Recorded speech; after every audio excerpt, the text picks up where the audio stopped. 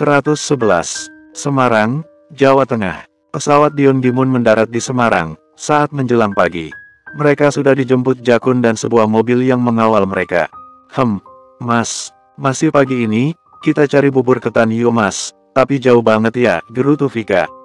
Kamu lapar sayang? Tanya Dion Gimun yang duduk kursi depan. Sedang Vika dan Ferish di tengah. Enggak sih ya, cuma bayangin aja, kayaknya enak ya. Tapi Vika juga ngantuk, jadi pulang aja deh.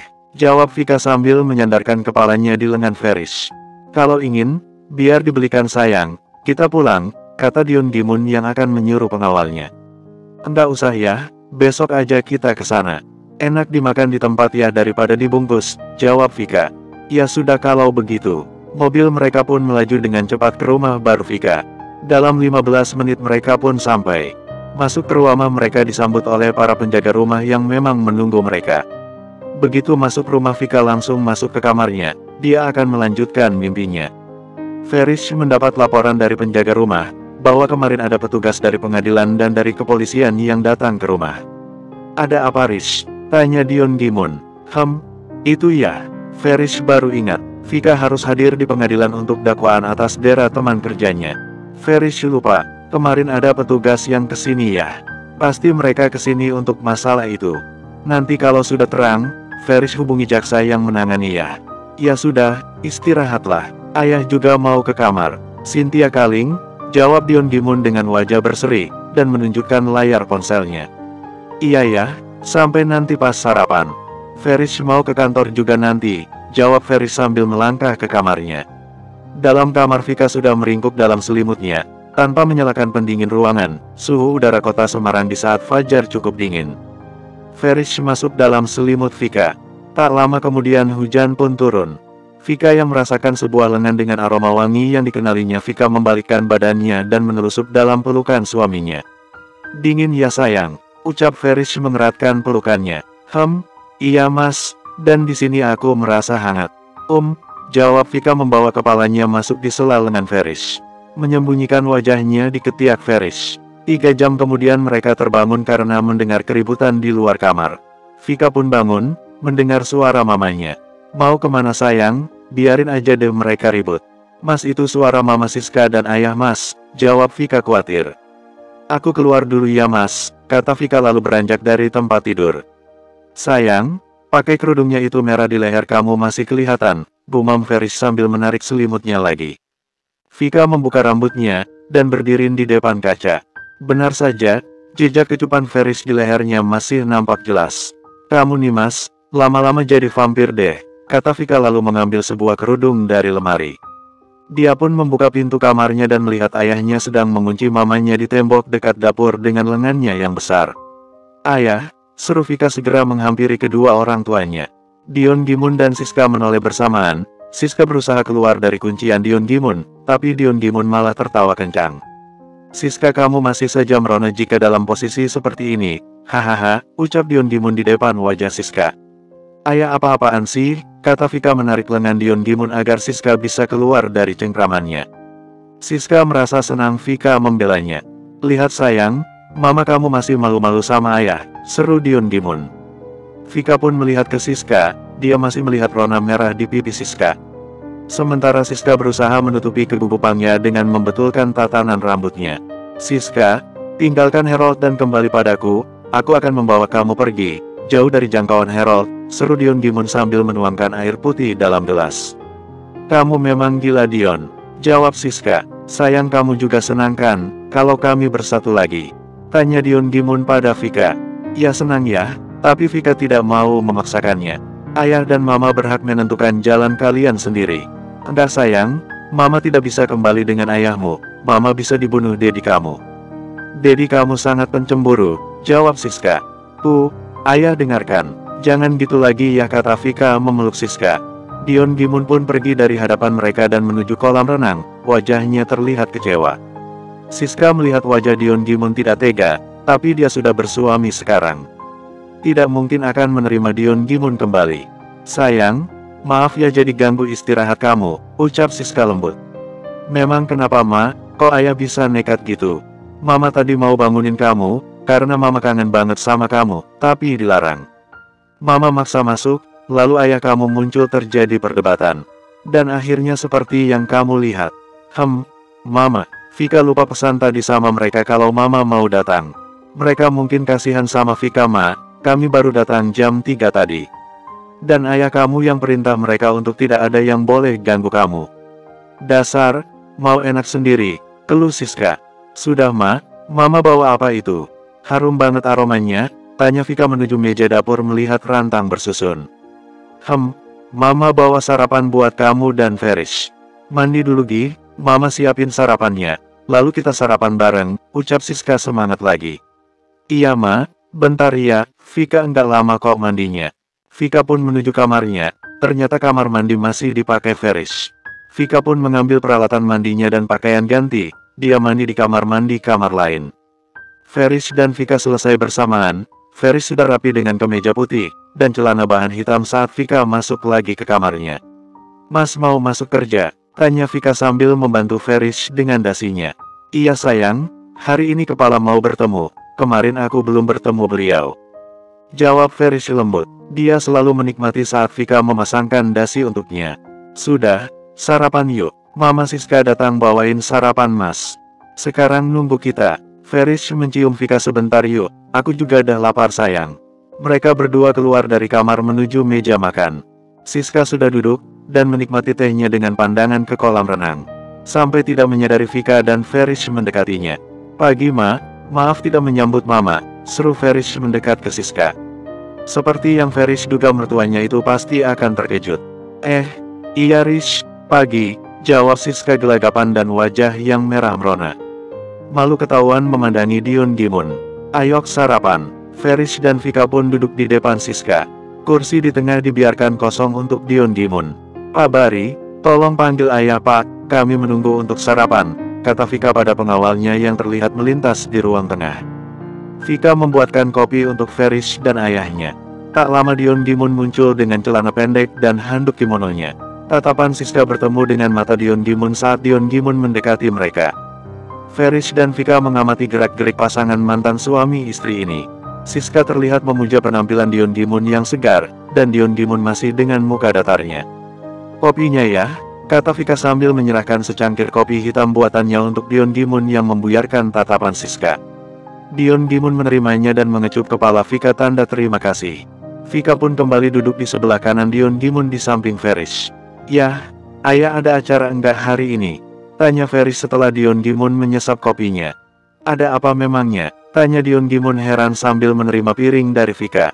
Ini ya, mereka mengirim surat panggilan untuk Vika ke rumah Mama Purba kemarin.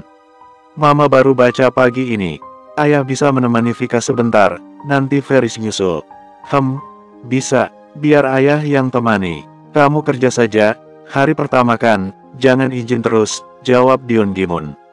Iya ya, nanti bapak juga hadir sayang, cuma untuk jadi saksi sebagai korban. Mas usahakan sebelum kamu masuk Mas ada, jawab Ferish lalu berkata pada Vika memberinya semangat. Iya Mas, Vika enggak apa kok. Tenang saja, siapa yang berani sakiti anak Dion Gimun Tobing? Jawab Vika semangat. Nanti Mama juga ikut deh sayang, kata Siska. Makasih Ma, jawab Ferish tenang. Mereka pun melanjutkan sarapan dengan tenang. Vika pergi ke pengadilan bersama Dion Gimun dan Siska. Mereka berada dalam satu mobil duduk bertiga di bangku tengah. Siska dan Dion Gimun tidak ada yang mau mengalah duduk di depan.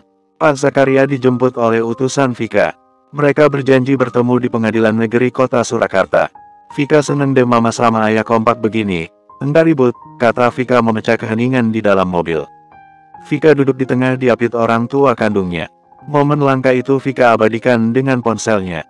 Mereka berwifi bersama. Hidung Vika nih punya ayah ya, sedang mata punya Mama, kata Vika melihat hasil fotonya. Iya, untung hidungnya mirip ayah, kalau punya Mama kamu kan pesek. Sindir Dion Gimun lalu tertawa. Biarin pesek, sering kamu ciumi juga dulunya. Jawab Siska kesal. Dion Gimun mati kutu tak bisa menjawab, dia tidak menyangka Siska akan menjawabnya begitu. Vika juga terkejut dengan jawaban mamanya, tapi kemudian dia tertawa geli melihat ayahnya diam, kena skakmat Siska. Vika menyatukan tangan orang tuanya di pangkuannya kemudian menyenderkan kepalanya di bahu Siska. Siska dan Dion Gimun terkejut saat tangan mereka bersentuhan lagi. Jantung Dion berdebar tak karuan saat bertatapan dengan Siska ditambah tangannya yang bersentuhan di bawah genggaman Vika. Siska pun menjadi salah tingkah lagi, sentuhan itu membangkitkan kenangan lama mereka. Siska tiba-tiba menarik tangannya dari genggaman Vika, pura-pura memeluk Vika. Namun secara tak sengaja saat menggerakkan tangannya merangkul Vika, telapak tangannya bersenggolan dengan pipi Dion. Dion Gimun menangkap tangan itu dan menciumnya dengan mata terpejam. Dia menyembunyikan kegugupannya. Yah, nanti jangan jauh-jauh dari Vika ya.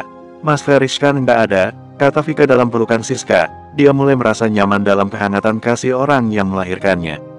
Ikatan antar ibu dan anak memang tidak bisa dipungkiri lagi. Vika merasakan kenyamanan yang belum pernah dia rasakan. Berada di tengah-tengah kedua orang tuanya pun menjadi kekuatan sendiri untuknya.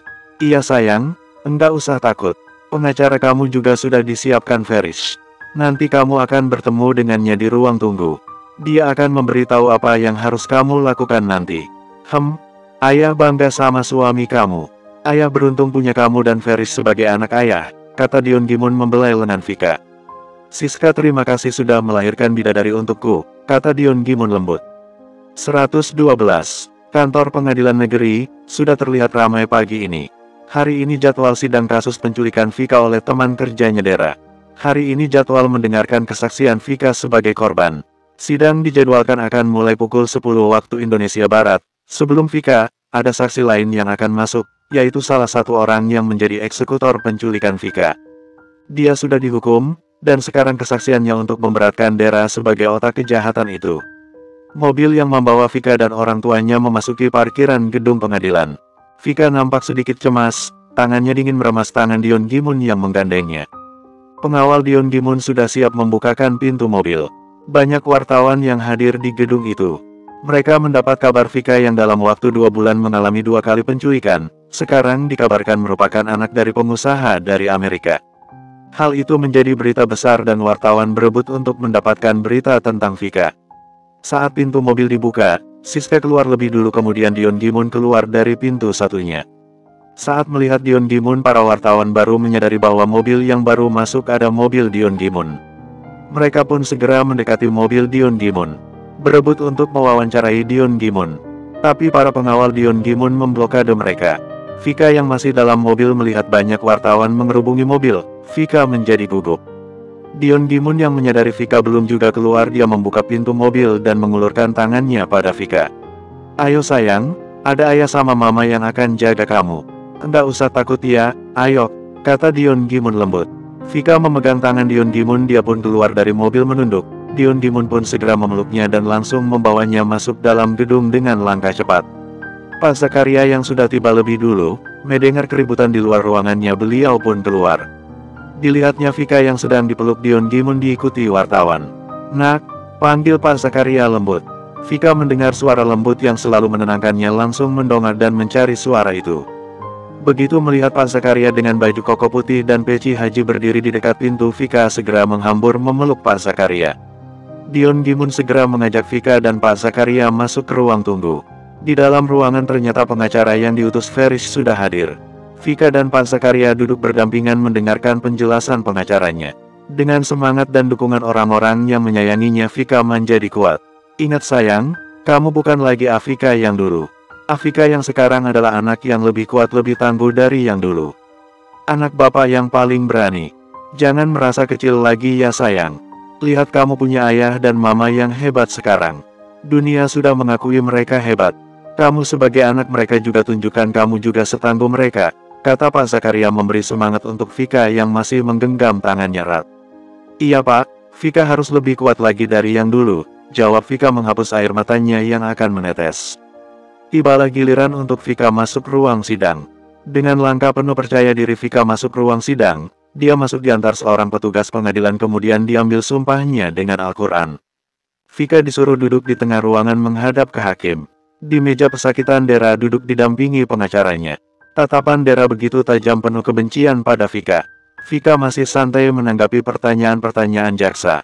Dengan lancar dia menjawab semua pertanyaan itu. Tiba saatnya pengacara Dera mendapat giliran untuk bertanya pada Vika. 2 pertanyaan masih wajar. Hingga di pertanyaan ketiga menyudutkan Vika, dia dikira sengaja membuat Dera marah dan cemburu. karena promosi pekerjaan, ditambah lagi dia dekat dengan Mardi. Vika yang dicecar pertanyaan bertubi-tubi dengan suara keras dan menghakimi menjadi sedikit gugup. Tangannya sudah bergetar, dia menjadi kurang percaya diri. Saat menoleh ke samping terlihat suaminya ada di depan pintu dia masuk tadi. Senyum lembutnya dan gerakan bibir memberi dukungan untuk Vika, membuat Vika bangkit. Dia menarik nafas dalam, seperti yang Farish lakukan di luar. Vika memejamkan matanya sebentar dan menatap pengacara Dera dengan yakin. Vika melawan pertanyaan dengan lugas, setiap pertanyaan dijawabnya dengan jujur dan percaya diri. Pertanyaan yang seperti smash keras dalam permainan bulu tangkis, bisa dikembalikan oleh Vika dengan cepat dan apik. Sesekali matanya melihat ke arah Dera. Vika membalas tatapan maut Dera dengan penuh percaya diri. Hingga sang pengacara tidak dapat berkata-kata lagi. Dari kursi hadirin yang menghadiri sidang, Dion Gimun, Siska dan Pak Zakaria merasa cemas dengan trauma Vika. Farish datang tepat waktu sebelum Vika kolaps. Dia memberikan dukungannya yang luar biasa. Sidang pun berakhir dengan pembacaan tuntutan dari jaksa penuntut umum. Dan sidang akan dilanjutkan minggu depan untuk mendengarkan pembelaan dari terdakwa. Vika segera dibawa keluar dari ruang sidang. Farish sudah menunggu di depan pintu. Begitu Vika mendekat, Farish langsung memberikan pelukannya. Ini baru istriku, ucap Farish mengecup kepala Vika yang ada dalam dekapannya. Mas, datang ya, kata Vika menumpahkan rasa takutnya tadi dengan air mata. Iya, tadi minta izin bentar sama Pak Firman sayang, tadi saat lagi perkenalan kamu muncul di News TV lokal dan kami semua melihatnya. Pak Firman langsung suruh aku ke sini. Jadi, disinilah aku, untuk istriku. Siang Mas Farish, saya kira tidak bisa hadir, kata pengacara yang diutusnya. Diusahakan datang Pak, terima kasih sudah membantu, jawab Farish menjabat tangan pengacara itu. Mbak Vika bisa nih jadi pengacara, jawabannya tadi buat lawan diam, kata sang pengacara. Bapak bisa aja, saya nggak mau masuk lagi dalam ruangan hijau itu Pak, jawab Vika. Saya sudah bisa pulang kan Pak? Sebentar Mbak, kita tunggu dulu jaksa kita. Mari kita tunggu di ruang tunggu. Saat akan menuju ruang tunggu, wartawan yang masih penasaran sosok Vika kembali mengerubungi Vika. Maaf ya Mas, Mbak, istri saya perlu istirahat, kapan-kapan kita ketemu, di lain suasana aja ya, jawab Farish diplomatis. Vika sudah dibawa lari pengawal Dion Gimun ke ruang tunggu. Benar ya Mas, kita tunggu nih, teriak seorang wartawan yang didukung oleh yang lainnya. Farish pun meninggalkan mereka dan menyusul Vika. Dion Gimun yang keluar dari ruang sidang pun jadi sasaran wartawan. Bersama Siska dan Pak Zakaria, Dion Gimun memberi komentar, kami di sini untuk menemani anak kami mencari keadilan. Tindak kejahatan yang mereka lakukan pada anak kami, tidak bisa kami maafkan. Saya pribadi sebagai ayah kandung Afika, akan terus memperjuangkan keadilan untuk anak saya. Supaya mereka di luar sana tahu, ada hukum yang berlaku di negara ini, seru Dion Gimun disorot semua wartawan yang ada. Dion lalu menyusul ke ruang tunggu. Gila itu pengacara, belum tahu siapa yang dia hadapi, ucap Dion Gimun dengan amarahnya. Dia tidak terima Vika direndahkan tadi. Sudahlah ya, anak ayah sudah bisa menanganinya tadi, kata Farish sambil mengangkat tangan Vika yang digenggamnya. Kamu ini, buat ayah khawatir sayang. Dion mendekati Vika dan mengusap kepala Vika. Dering ponsel Dion Gimun dan Siska berbunyi bersamaan, membuat mereka saling menatap. Siska langsung mengangkat teleponnya, begitupun Dion Gimun. Sayang, Mama tinggalkan enggak apa kan, ada yang harus Mama kerjakan, kata Siska menghampiri Vika dan mencium keningnya. Iya Ma, enggak apa, ayah juga mau pergi, tanya Vika melihat Dion Gimun yang menghampirinya setelah menerima telepon. Iya sayang, Opa kamu di Manado dalam keadaan gawat. Ayah pergi ya, kata Dion Gimun mencium kening Vika. Pulang sama Farish ya, hati-hati ya. Salam kenal dari Vika. Dion Gimun tersenyum dan segera melangkah keluar menuju mobilnya dengan tergesa.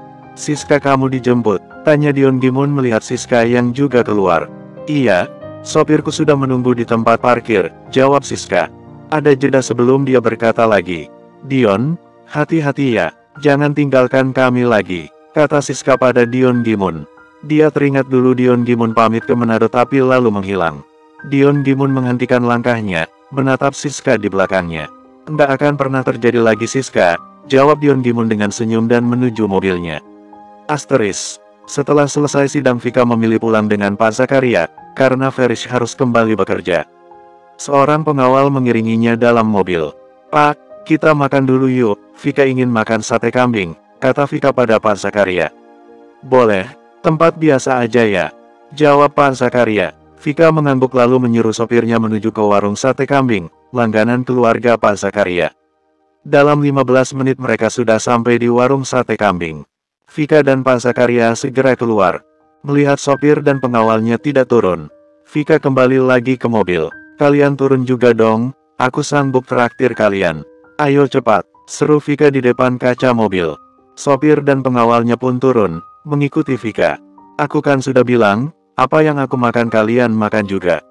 Mereka pun makan siang berempar dalam satu meja di warung yang menyediakan aneka masakan kambing. "Nak, apa yang buat kamu tadi takut?" tanya Pak Zakaria pada Vika yang sudah terlihat ceria lagi. Vika melihat tatapan Dera yang sangat benci pada Vika membuat Vika ingat malam itu, Pak. Rasa takut yang Vika alami dulu datang lagi. Bayangan mereka menelanjangi Vika, dan memotong rambut Vika rasanya terulang lagi ya. Apalagi Vika disuruh mengulang lagi kejadian itu. Jawab Vika santai, "Enggak boleh gitu lagi sayang, kamu harus kuat menghadapinya.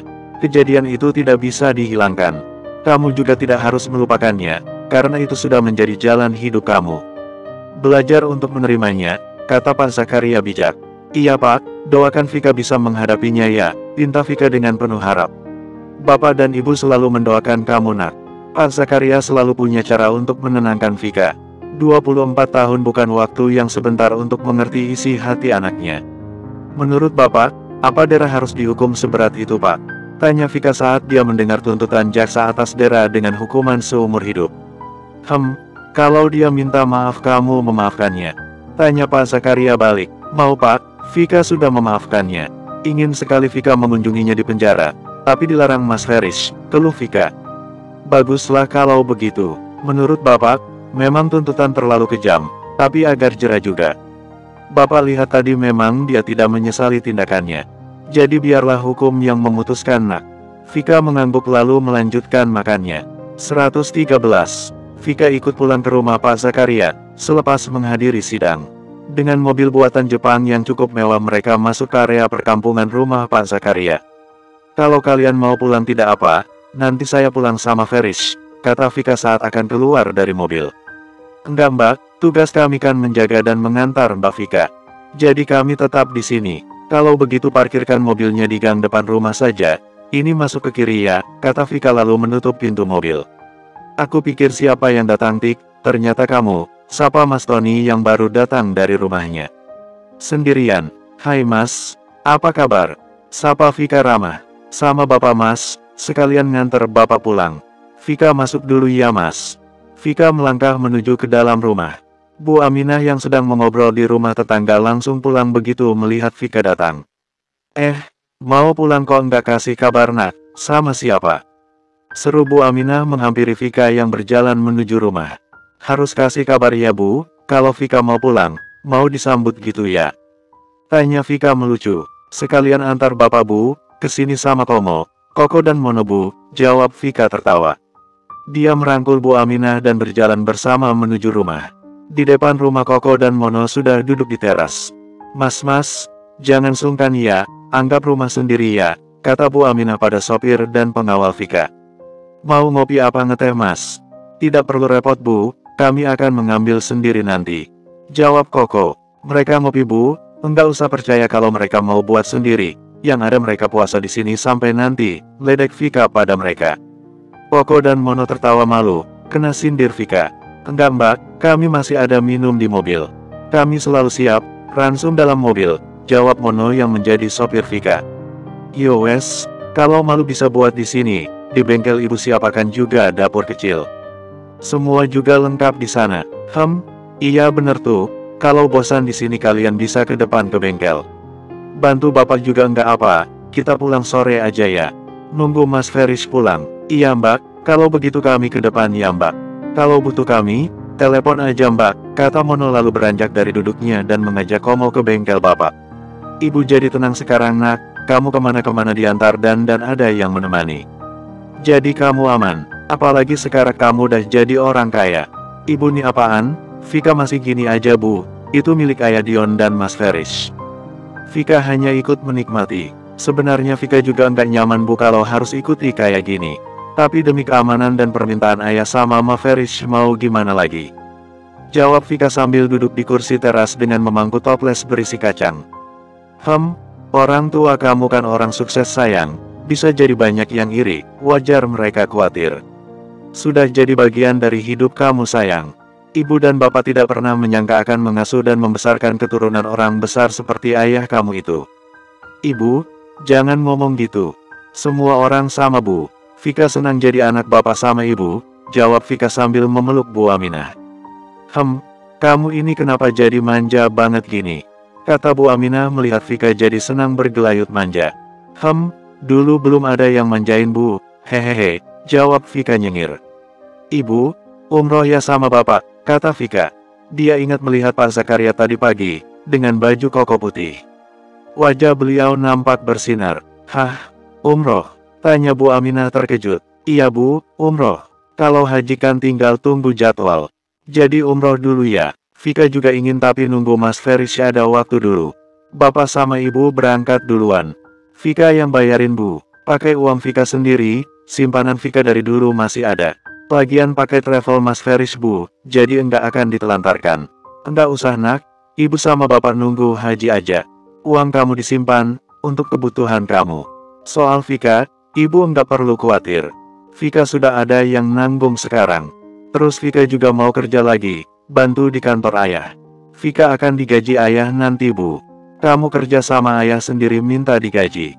Iya bu, harus itu, jawab Vika sambil tertawa. Menarik perhatian Pak Zakaria untuk bergabung. Ada apa senang banget kayaknya? Tanya Pak Zakaria lalu duduk di seberang Vika. Bapak ibu berangkat umroh ya, pakai travel Mas Ferish. Vika yang bayarin, kata Vika semangat. Sekalian doakan Vika biar Vika cepat dapat ngomongan lagi. Bintang bisa lulus tes masuk akademi militer, dan Netania bisa cepat dapat pekerjaan yang bagus. Amin, berdoa bisa di mana aja nak, jawab Pak Zakaria. Iya bapak, tapi kalau kesana rasanya beda. Mau ya pak, Vika daftarin ya pak, tanya Vika memohon. Sekali ini Vika ingin berbakti sama bapak ibu. Pak Zakaria tidak bisa menolak lagi, Vika sudah memohon dengan tulusnya. Beliau pun mengangguk dan menerima tawaran Vika.